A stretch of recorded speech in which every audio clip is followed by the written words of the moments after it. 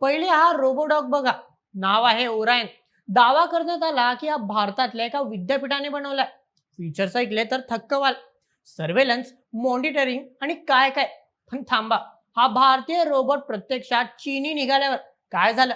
दिल्लीतल्या भारत मंडपम मध्ये सरकारी अधिकाऱ्यांनी चक्क एका विद्यापीठाची लाईट का कापली? मेक इन इंडियाच्या मंचावर झालेला हा फेक इन इंडियाचा प्रकार नक्की काय आहे? चला सविस्तर जाणून घेऊया आजच्या व्हिडिओमध्ये. सध्या नवी दिल्लीत इंडिया एआय इम्पॅक्ट समिट 2026 जोरात सुरू आहे.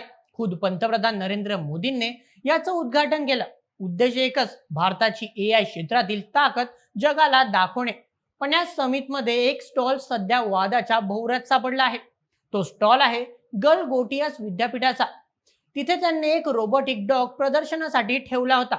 पण सोशल मीडिया आणि टेक्स्ट एक्सपर्टच्या नजरेतून काहीच लपत नाही. आणि तिथेच या देसी रोबोटची विदेशी पोलखोल झाली. नेमकं काय घडलं? गलगोटियास विद्यापीठाने त्यांच्या स्टॉलवर एक रोबोट डॉग ठेवला आणि त्याचं नाव सांगितलं ओरायन. विद्यापीठाचे प्रतिनिधी प्राध्यापिका नेहा सिंग यांनी दूरदर्शनला दिलेल्या मुलाखतीत असा दावा केला की हा रोबोट त्यांच्या सेंटर ऑफ एक्सलन्स मध्ये विकसित झाला आहे. त्या एवढ्यावरच थांबल्या नाहीत, तर त्यांनी सांगितलं की हा रोबोट पाळत ठेवू शकतो, गस्त काढू शकतो. साहजिकच नॅशनल टीव्हीवर हे पाहिल्यावर अनेकांना अभिमान वाटला. एका भारतीय विद्यापीठाने एवढं ॲडव्हान्स टेक्नॉलॉजी बनवली हे कौतुकास्पद होतं. पण खरी गंमत पुढेच होती. सोशल मीडियावर काही जागरूक नेटिझन्स आणि टेक एक्सपर्ट्सने हा रोबोट पाहिला आणि त्यांना तो ओळखीचा वाटला. त्यांनी शोध घेतला आणि सत्य बाहेर आलं, जे फार धक्कादायक होतं. हा रोबोट दुसरा तिसरा कोणी नसून चीनचा प्रसिद्ध युनिट्री कंपनीचा GO2 मॉडेल आहे, ज्याची आंतरराष्ट्रीय बाजारात किंमत साधारण 2 ते 3 लाख रुपये आहे. फक्त नाव बदलून आणि थोडे कॉस्मेटिक बदल करून हा चीनी रोबोट भारतीय इनोव्हेशन म्हणून सादर केला जात होता. जेव्हा हे प्रकरण सरकारी अधिकाऱ्यांच्या लक्षात आलं, तेव्हा त्यांनी तत्काळ कारवाई केली.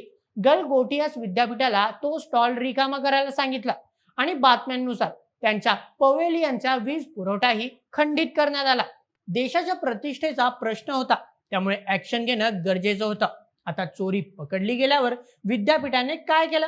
गलगोटियास विद्यापीठाने आता स्पष्टीकरण दिले. ते म्हणतात की आम्ही हा रोबोट बनवलाय, असा दावा आम्ही कधीच केला नव्हता. आम्ही फक्त विद्यार्थ्यांना एआय कोडिंग शिकवण्यासाठी हा रोबोट विकत घेतला होता आणि तोच तिथे ठेवला होता. प्राध्यापिका नेहा सिंग यांनी आता कबुली दिली आहे की संभाषणामध्ये गडबड झाली. मला जे सांगायचं होतं ते मी नीट सांगू शकले नाही. म्हणजेच आधी क्रेडिट घ्यायचं आणि पोलखोल झाल्यावर मिसकम्युनिकेशनचं कारण द्यायचं, असा हा प्रकार दिसतोय मित्रांनो.